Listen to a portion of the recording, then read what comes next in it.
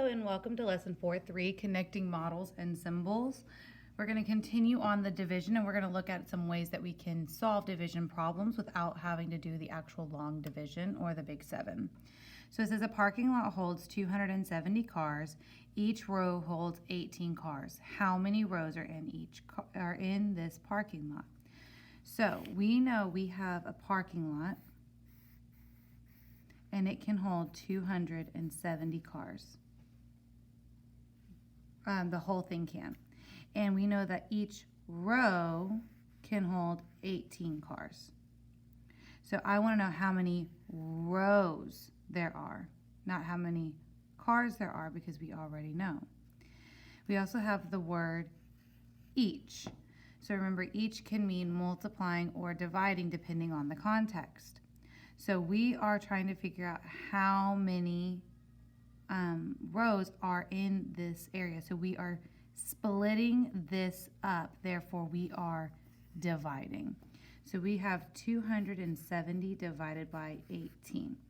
So last time we took the first numbers and we kind of separated them and looked at place value.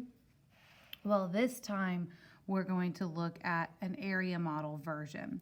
So if I want this entire thing to equal 270, and I know that I'm going to have rows of 18, then I need to figure out how many of those rows there are. So you can kind of split it up. So we know that there can be 10 rows because 10 times 18 would be 180, and we know we're not quite there yet. So now we can almost even take 270 and minus the 180, and we can figure out where to go from there. So if we do 17 minus 8, we have 17, 16, 15, 14, 13, 12, 11, 10, 9, and then 1 minus 1, and then, oh, we forgot our 0.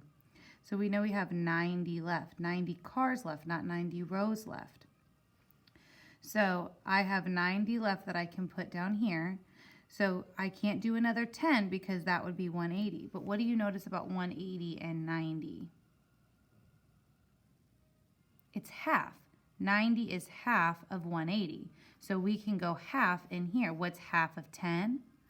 5. So 5 times 18, let's go over here and check it. 8 times 5 is 40. 5 times 1 is 5 plus 4 is 9. There's my 90. If I add those together, I get my 270. So how many rows? 10 and 5 rows. So how many rows is that? We have 15 rows.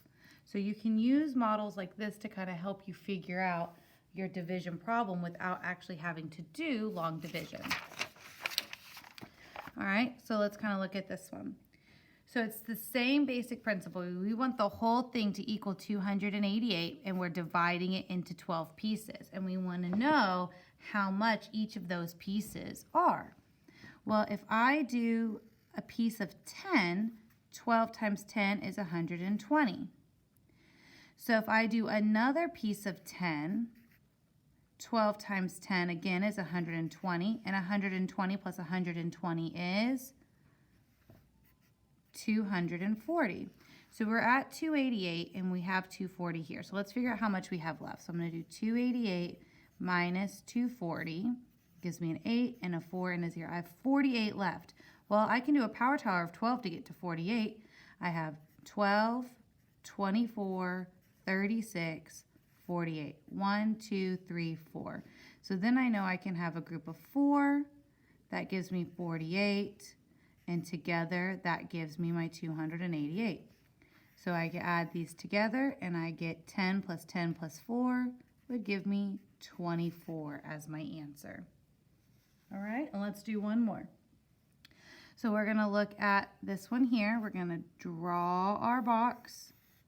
You can either put the number in the middle. I like to kind of write mine over to the side because I like to have lots of room in my middle.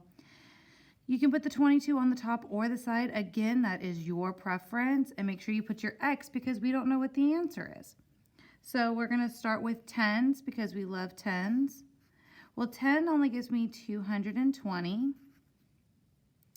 So I can do another 10. I'm actually going to write my answers on the bottom to just give myself a little bit of space. another 220, and that gives me 440. Could I do another 440? No, that would give me 880, and that's too high. So let's just continue on our little path here. So I have another 10, which is another 220, and if we add those together, that's 660.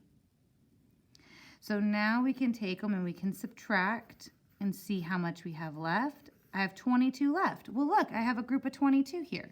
So that's just one. I only need one more. So now I can add them all together. I get 10, 20, 31 is my answer. And you just divided. Great job.